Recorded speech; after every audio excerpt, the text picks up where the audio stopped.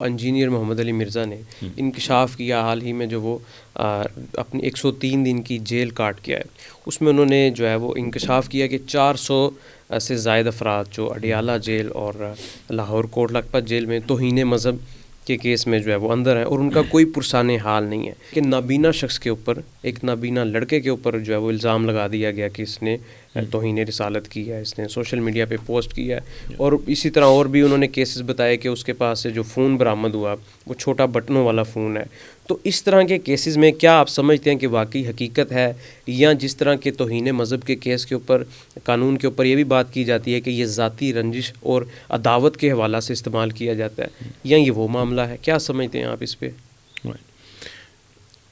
جو آپ نے کہا انکشاف کیا ہے، دیکھیں انکشاف کے لیے تو ضروری ہے نا کہ سچ ہو، کہ ایک بات سچی تھی، کسی کو نہیں پتہ تھی تو کسی نے انکشاف کیا کہ دس از the matter, this is the case. جو آدمی یہ کہہ رہا ہے 200 قیدی وہاں پہ 200 قیدی وہاں پہ، اور وہ بار بار دے رہا ہے NCHR کی رپورٹ کا بھی کہ دیکھیں انہوں نے بھی یہ بات کہی تھی، تو اس کو کم سے کم اتنا نہیں چاہیے کہ NCHR کی رپورٹ کو پڑھ ہی لے. اس میں صرف پنجاب میں 43 جیلوں کا ذکر ہے.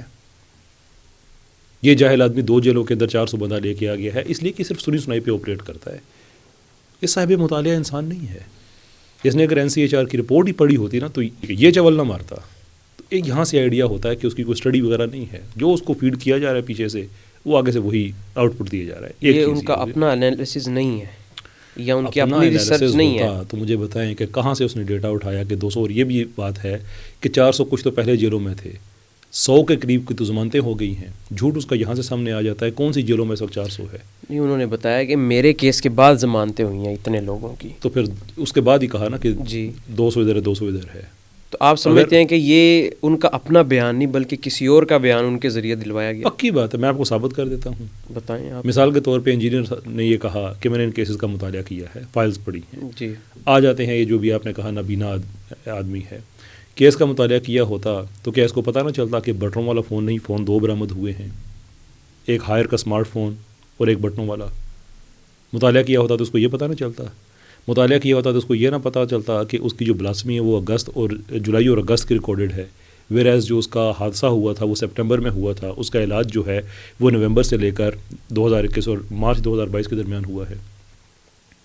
یعنی کہ اس سے پہلے وہ نابینا نہیں تھا. یہ جو کیونکہ دکھایا یہ جا رہا ہے کہ نابینا شخص ہے اور اس پہ جو ہے وہ توہین مذہب اور توہین مقدسات لگ گئی ہے بٹنوں والے، یعنی کہ اس کو مظلوم بنا کر کے جو ہے وہ دکھایا جا رہا ہے. عرض کرتا یہی تو پرابلم ہے. دوسری پارٹی تو کرے گی، یہ جو ان کے وکیل ہیں جو اور اس طرح کا طبقہ ہے وہ تو کر رہے ہیں.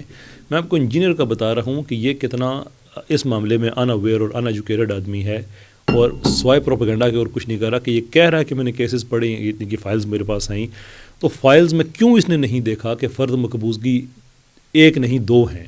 ایک بٹنوں والے فون کی ہے، ایک اسمارٹ فون کی ہے.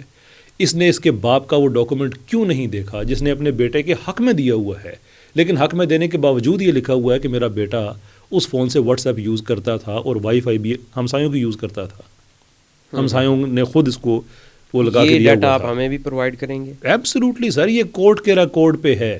میں اس پہ پورا ویڈیو بنا چکا ہوں، اس ویڈیو میں سارے ڈاکومنٹس دکھا چکا ہوں. جاتے ہوئے آپ لے جائیے گا مجھ سے.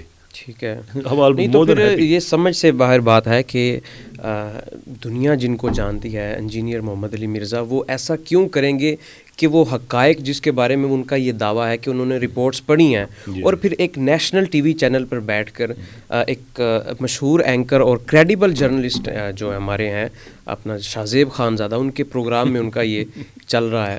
تو کیا یہ وہ بھی اس کو آگے سے ویریفائی کیے بغیر ہی بتا رہے ہیں؟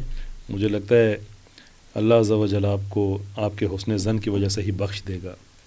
ایک ہی جملے کے اندر آپ نے جتنا حسن ظن رکھا ہے کہ کریڈیبل جرنلسٹ بھی آپ نے اس میں کہہ دیا، اور انجینئر کے بارے میں جو بھی اچھی اچھی باتیں کہیں، آئی ایم ویری کانفیڈنٹ.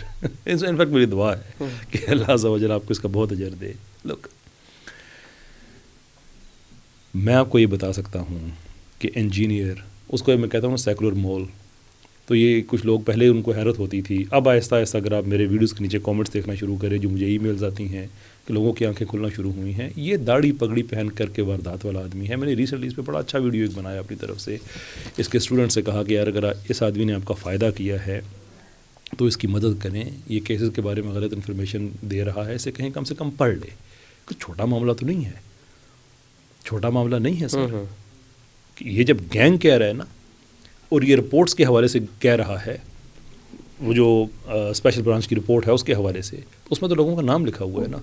قطع نظر اس بات کی کہ رپورٹ ساری جھوٹی ثابت ہو چکی ہے، عدالت میں اس کا ریکارڈ جا چکا ہے، لیکن یہ تو ابھی بھی کہہ رہا ہے کہ اس رپورٹ میں ٹھیک لکھا ہوا ہے. تو یہ بات تو اس کو پتہ ہوگی نا کہ توہین رسالت والے معاملے پہ اگرچہ فقہی معاملہ ہے، میں اس پہ کھل کے بات نہیں کروں گا، لیکن جنرل انڈرسٹینڈنگ یہی ہے کہ جو توہین رسالت کرتا ہے دائرہ اسلام سے نکل جاتا ہے. تو اس کو شرم نہیں آتی کہ یہ کچھ لوگوں پہ توہین رسالت کا الزام لگا کے ان کو دائرہ اسلام سے باہر کر رہا ہے، تکفیر کر رہا ہے ان کی. اب یہ کیوں کر رہا ہے ایسا؟ میں تو بڑے عرصے سے کہہ رہا ہوں کہ جتنا بھی اس مسلمانوں کا جو بھی کامن نیریٹو ہے یہ اس سے ہٹ کے ہی ہوتا ہے. وہ انڈیا میں جس نے گستاخی کی تھی نوپو شرما، سارے مسلمانوں کی امت جو اس لینگویج کو سمجھتے ہیں وہ ایک طرف، انجینئر ایک طرف. ایوارڈ کیا ملا؟ انجینئر صاحب انڈیا کی ٹی وی پہ مشہور ہو رہے ہیں. اس معاملے میں جس آدمی تک انفارمیشن پہنچ رہی ہے وہ کانوں کو ہاتھ لگا رہا ہے کہ یار اتنا بڑا ایک شیطانی گروہ پاکستان میں آپریٹ کر رہا ہے، اتنا بڑا. لوگ اس طرف ہو رہے ہیں، وہ چھلانگ لگا کے دوسری طرف. ریوارڈ کیا مل رہا ہے؟ خانزادہ کے پروگرام میں آ رہا ہے، وہ فلاں کے پروگرام میں جا رہا ہے، جتنے سیکولرز صاحب نے ان کو ہاتھوں پہ اٹھایا ہوا ہے. سو ہی از آلویز بین ایجنٹ. اچھا، اس میں آپ نے ذکر کیا جس طرح چلیں ہم یہ تصور یہاں کر سکتے ہیں کہ شاید ان تک ساری معلومات نہ پہنچی. انہوں نے جو مزید چیزیں دکھائی ہیں، انیکا عتیق کی 5 سال جو ہے وہ قید رہی، اور اس کے بعد جو ہے وہ ان پہ بھی یہ الزام لگا، بعد میں اس کی جو ہے وہ اس کو ریلیف ملا. اور اسی طرح انہوں نے بتایا کہ ان کے بیرک میں جو ہے وہ 72 سال کے ایک پادری تھے جن کے اوپر توہین کا الزام تھا، اور جج نے بھی آ کے معافی مانگی تھی کہ میں صرف پبلک پریشر کی وجہ سے آپ کے حق میں جو ہے وہ فیصلہ نہیں سنا سکتا.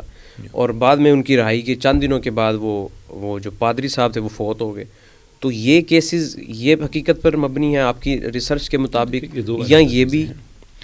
انیکا عتیق والا تو آگے میں آپ کو بتا چکا ہوں کہ وہ تو خود یہی کہتی رہی ہے کہ مجھے پھنسایا گیا تھا، میں معافی مانگتی ہوں.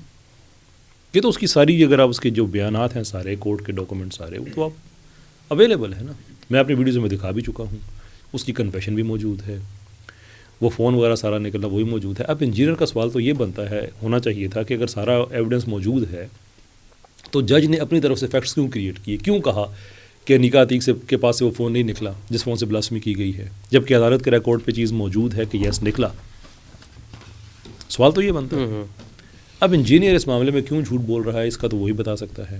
آپ کا یہ کہنا کہ شاید اسے علم نہ ہو، ٹھیک ہے جناب، میں ابھی حسن ظن رکھ لیتا ہوں، لیکن اس میں کیا پھر یہ ضروری نہیں ہے کہ اتنے حساس معاملات میں اگر علم نہیں ہے تو بندہ خاموشی ہو جائے؟ تو اس میں مسلیڈ کر رہا ہے. اس میں جو ٹی وی چینلز پر بات جو ہے نا، میں ابھی اس کو ایڈ کرنا چاہتا ہوں کیونکہ وہ میں تاثر نہیں دینا چاہتا کہ اس چیز کو میں نے اگنور کیا ہے. دیکھیں، وہ جج نے کہا بیوی کے ساتھ جا کے معافی مانگی، یہ کیا وہ کیا، ان چیزوں پہ میں تبصرہ نہیں کروں گا، اس لیے کہ ان کا واحد گواہ انجینئر ہے. اور یہ بات تو کلیئر ہے کہ انجینئر سچ نہیں بولتا ہے. ایون انہی بلاسفمی والے کیسز میں جیل جانے سے پہلے کہہ رہا تھا کہ اعجاز اسحاق زیادتی کر رہا ہے، ایک پارٹی کو سنا ہے دوسری پارٹی کو نہیں سنا، جیل سے باہر آ کے کہتا ہے وہ تو ہیرو ہے. تو انکنسسٹنٹ آدمی ہے، تو بات کلیئر ہے. The main lies with no problem. So I don't know کہ وہاں پہ کوئی جج گیا کوئی جج نہیں گیا، مجھے نہیں پتا. وہ ججمنٹ اس نے بھی نہیں پڑھی ہے، میں نے بھی نہیں پڑھی ہے، میرا خیال ہے. یہ نہیں کہ میں نے تو نہیں پڑھی، پکی بات ہے، میرا خیال ہے اس نے بھی نہیں پڑھی ہے. بہرحال پڑھی ہوگی، آئی ڈونٹ نو. پھر بھی ججمنٹ میں یہ تو نہیں لکھا ہوا ہوگا کہ کوئی جج بعد میں آیا، وہ تو ایک پوسٹ ججمنٹ ایونٹ ہے نا. تو اب یہ اس پادری صاحب نے کیا کیا تھا کیا نہیں کیا تھا، آئی ڈونٹ نو دیٹ. میں ایک بات ضرور کہوں گا کہ کسی بھی پاکستانی، مسلم ہے نان مسلم ہے، جس پہ 295C لگتی ہے یا کوئی بھی توہین کا کیس لگتا ہے اور وہ آدمی انوسنٹ ہے، اس نے کچھ نہیں کیا، اس کو ہم ایبسلوٹ ٹرمز میں کنڈیم کرتے ہیں کہ یہ غلط ہے.